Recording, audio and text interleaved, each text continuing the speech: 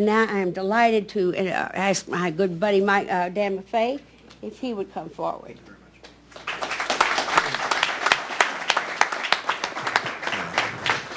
Thank you, Madam Chair. Louise Slaughter is our leader, completely our leader in Washington and across upstate New York. She has basically single-mindedly championed this effort since before I was in Congress, before Mike Curry was in Congress, and it's really starting to come to the fore now. And I think, you know, we all are holding our breath, but it won't be too long before her great vision for upstate New York comes true. I do want to thank one other person who's here who's been tremendously helpful for me in teaching me about rail and since before I was elected and then certainly since, and that's Bill Sanford, who is our former county legislature chair, and he's been talking about rail and working on rail when he was in the Assembly, and he's just been an amazing advocate for that. And of course, as the late great Senator Daniel Patrick Moynihan, who both myself and Sam Hoyt worked for, I think this is the kind of vision that he would appreciate, and indeed it does have historical roots. Just a little over 200 years ago, a young assemblyman from central New York named Joshua Foreman went down to Washington to try to advocate and lobby the President of the United States to get money for a massive but needed infrastructure project to go through upstate New York. That project, of course, would become known as the Erie Canal.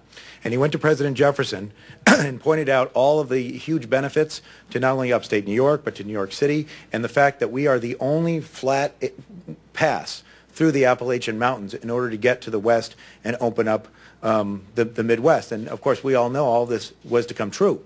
But President Jefferson said no. He actually did not have that vision. As visionary as the great president was, he didn't see the possibilities here for the Erie Canal. We have a president today, Barack Obama, who has a chance to do something that President Jefferson didn't even do. And that's see how vital this upstate New York corridor is, not just for ourselves, but to connect the country. It's still very important, even in this era of air transportation, to have that flat area through. And now it's extremely important that we not only send freight through, but send the capital of the 21st century, human capital, through. And indeed, I do believe that high-speed rail is the Erie Canal of the 21st century. I, for one, do not mind advocating for a Second Avenue subway as long as it goes 110 miles an hour and goes through Utica, Syracuse, Rochester, and Buffalo. That's the point. We have to connect our state. We have to do things that are going to make our state be improved. I do have one challenge, though, for the business community, and I'm so pleased that they've been leaders in this coalition and continue to be part of this coalition. But make no mistake, this will not happen without a major government investing. Spending, government spending, can be bad, and there certainly is a lot of areas where it needs to be cut and trimmed and where we need to have greater efficiencies.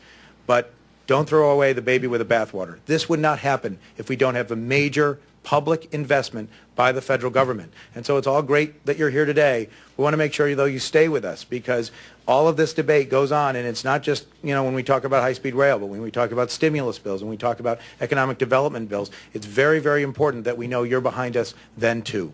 And if you are behind us, I truly believe that we will realize Louise Slaughter's vision, and we will have a true high-speed rail line connecting all of the major cities in upstate New York, and again connecting the great East Coast with the central part of this country, going right through Syracuse. Thank you very much.